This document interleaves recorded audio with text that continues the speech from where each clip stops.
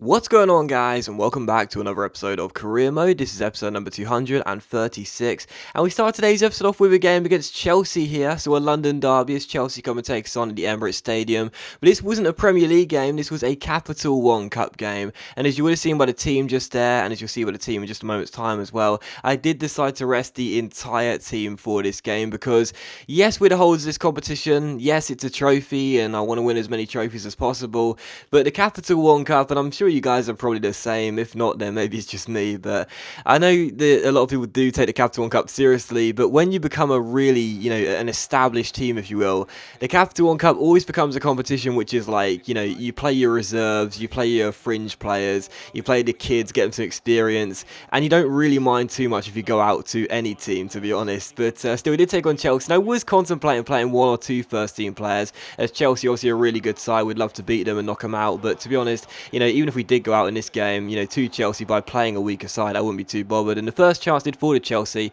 as you'd expect, but they did miss it and went behind for a goal kick. In the 9th minute, though, Daniel Atta robs Gary Cahill, goes down the left-hand side, skips past Boateng, and ends up putting the ball into the back of the net, and gives us what you consider a bit of a surprise lead, considering the two teams out there. But it is Zlatan Ibrahimovic's regen getting us the opening goal of the game, and making it Arsenal 1, Chelsea 0. So the perfect start to this game, a real howler from Gary Cahill there. Daniel Atta robs the ball off him, and he could have just slid the ball across the face of goal to Danny Welbeck and have a simple finish, but I thought, nope, I'm going to try and beat Boateng with a step over, succeed in doing so, and then just finish the ball really nicely into that bottom corner, past the goalkeeper, and made it 1-0 to the Gunners. So the perfect start in this game, Atta with the goal as we make it 1-0, and another chance here would fall in the 11th minute as Daniel Atta, the goal scorer, takes it round Kurt Zuma. Lovely piece of skill by the Swede here, showing his inner Zlatan, then playing a good through ball inside towards Rani Unlu. The German puts the ball past the goalkeeper and makes it 2-0 in the space of a few minutes, but sadly he has disallowed the goal via the linesman's flag. And I was kind of frustrated because at first I thought it was a brilliant through ball, but as you will see on the replay, as Atta plays in the ball through, Unlu does just straight offside. It's pretty tight, but he is indeed offside, and that is the right call. So still Arsenal 1, Chelsea 1. In the 21st minute, a great chance to make it 2-0. Chelsea clears corner away with Matic, but it comes to Jordan Proctor. Proctor strikes it, but it goes just over the bar and behind for a goal kick. So all the early pressure coming from Arsenal, other than the first chance Chelsea had in the first couple of minutes. But in the 29th minute, a great chance for Chelsea to equalise. Andre Schürrle crossed the ball in, looking for Diego Costa, and the Brazilian-born Spanish international heads the ball just wide the post, or just over, I think. Well, it went off target anyway, and it was still 1-0. I couldn't really see it from here, but it was still 1-0. And in the 37th minute, again, Diego Costa comes forward, but this time he puts his attempt on target, but Chris Ince is equal to it, so still 1-0, and Chelsea beginning to get themselves back in the game. But just after the restart in the second half here, we come through from the kickoff. Danny Welbeck takes around a couple of players and keeps hold of the ball, rides a slide challenge here, gives it to Daniel Atta. Atta strikes it. The first shot is blocked, but the second one isn't. It goes into the bottom corner, finds the back of the net, and literally right from kickoff, it's Arsenal 2, Chelsea 0. So Atta getting his second goal of the game there. First shot blocked, second one goes through the bodies and into the bottom corner. So a great finish by Daniel Atta. It really was. You can see on this replay, it shows it really well. The way he just swerves that ball with the right foot outside of that right boot. Really, really nice finish. And the number 29 makes it Arsenal 2, Chelsea 0. So Chelsea, despite having a better side out there, weren't really playing as well as I would have expected. Although they did have a few good chances. Here was another good one, and they did score from it as well. Van Ginkel got the goal, and the Dutch midfielder does make it Arsenal 2, Chelsea 1. So Chelsea back in this game, and to their credit, they probably deserve to be. They did have quite a few good chances in the first half, and they had the worst possible start to the second half, obviously conceding right from kickoff. But they weren't playing bad in this game or anything, but I was just quite surprised to know they had a really strong side out there, yet we were probably playing better on the grand scheme of things, and we were 2 goals up until that goal. So it's 2-1, Chelsea back in the game.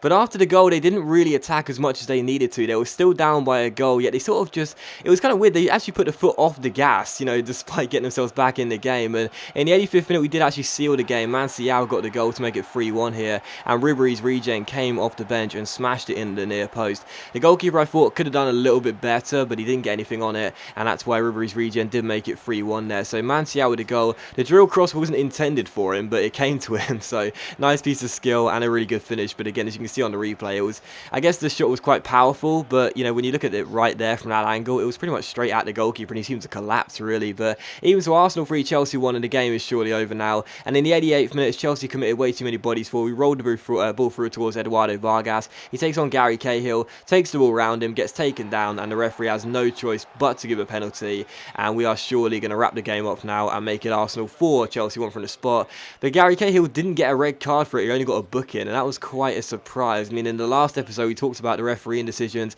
some quite debatable, and Cahill was the last man there. He takes down Vargas, who's clearly going to score. Maybe the referee felt sorry for him, I don't know, but maybe it wasn't a red card, but I guess if he's the last man, he's denying the goal scoring opportunity at the end of the day. You can see why the referee could have given a red card, let's just say that. But still, a booking's fine, I guess. It doesn't really matter. It was a definite penalty, no doubt about that. So penalty to Arsenal, a great chance to make it 4-1 here. Cahill gets a booking, and Vargas was on the penalty taking duties. He won the penalty, but Daniel Atta was on a hat-trick, so this penalty would give him his third goal of the game, his first Arsenal hat-trick. So it's going to be Atta against the goalkeeper. Obviously, we were going through to the next round of the Capital One Cup anyway, so it wouldn't really matter had he missed, but he didn't miss. He smashed the ball into the top corner. The goalkeeper was rooted to the spot, and the number 29 makes it Arsenal 4, Chelsea 1 to compile the misery on Chelsea and send us through to the next round of the Capital One Cup. And again, we weren't really that bothered about the game, and the fact is we put our weaker team out there, so to win it by 3 goals against a really strong Chelsea side, I mean, it was actually kind of nice. And I'm not really that fussed about the Capital One Cup, as I've mentioned several times now in this episode, but we've knocked out Liverpool, we've knocked out Chelsea. We scored 4 against Liverpool, we scored 4 against Chelsea with a weaker team with 11 changes. That's pretty good, isn't it? You got to say that's pretty good. To do that with a weaker team against two really strong sides. That's actually really decent. So pleased to go through to the next round of Capital One Cup. But again, we'll reiterate, we're not too fussed about it, and I'm almost certain that whoever we face in the next round will make 11 changes from the usual first 11,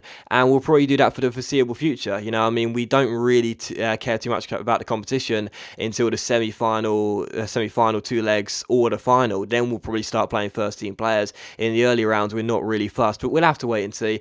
So we take on Liverpool for the second and final game of today's episode here, back in the Premier League, as we travel to Anfield to take on Liverpool and Brendan Rodgers' side. Obviously, Liverpool are a very good side as well. I mentioned them just a minute ago. We put 4 against them in the Capital One Cup. So coming into this game, we would be playing our first 11 though, so definitely fancying our chances. And the first chance did fall to us in the 12th minutes, and Bayern Yang skips past his man, does give the ball away, but as Liverpool come forward here, Joe Allen loses the ball, Kevin Tavernier wins it back, plays a great through ball into Lazari, smashes the ball in, but the play stops and Lazari is ruled out for offside. So twice now in 2 games we have a goal disallowed for offside. As you can see, this one though wasn't as tight as the Chelsea one. That was a clear offside decision. So correct call, and it's still Liverpool 0, Arsenal 0. Good chance here for Liverpool though in the 39th minute. Matuidi's on the ball, he spreads that wide towards Andre Wisdom. Wisdom crosses the ball into the centre, and Joe Allen wins the header, but puts the ball just over the bar and behind for a goal kick. So the Welshman there almost making it 1-0, but it was still goalless going into the second half. And 7 minutes after the restart in the second half, and Bayern Yang goes very close from a long-range free kick, drilling it just wide of the post, but it was still goalless. And in the 59th minute, a great chance for Liverpool here as they work their way inside. Mkhitaryan finds Andre Wisdom. The number 5 holds the ball up, finds Mario Balotelli. Good tackle.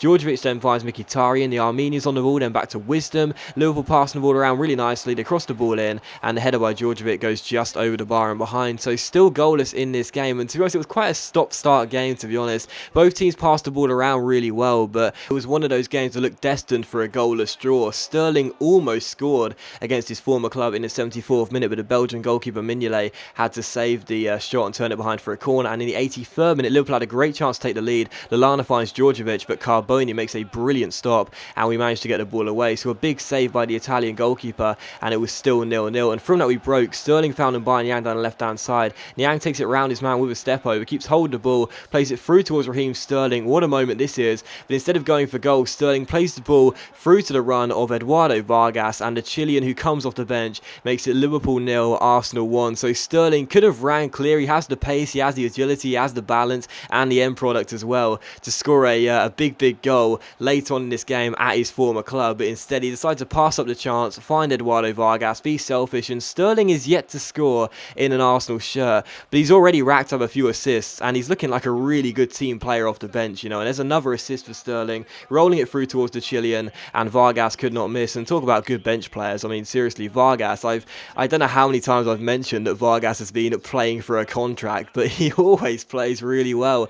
Whether he comes off the bench or starts the game, he always gets the job done. He makes it Liverpool 0, Arsenal 1, and we are surely going to win the game later on. From kick-off, Liverpool almost equalised though directly from it as Alberto Moreno crosses the ball in. Djordjevic wins the header, but what a save that is by Carboni, turning behind for a corner and keeping us in the lead. And in stoppage time, as Liverpool cross the ball in, we get it away and go on the break. Sterling finds Vargas. Vargas ball rolls, plays it through towards Mbanyang. He's one-on-one with the goalkeeper, Mignolet. Is he going to miss? Well, he fake shots round him and ends up no-look shot in the ball into the open goal for the cool factor, I guess, and making it Liverpool 0, Arsenal 2. So it's Niang with the goal in this game to seal the game, make it 2-0 later on, and just such a cheeky finish.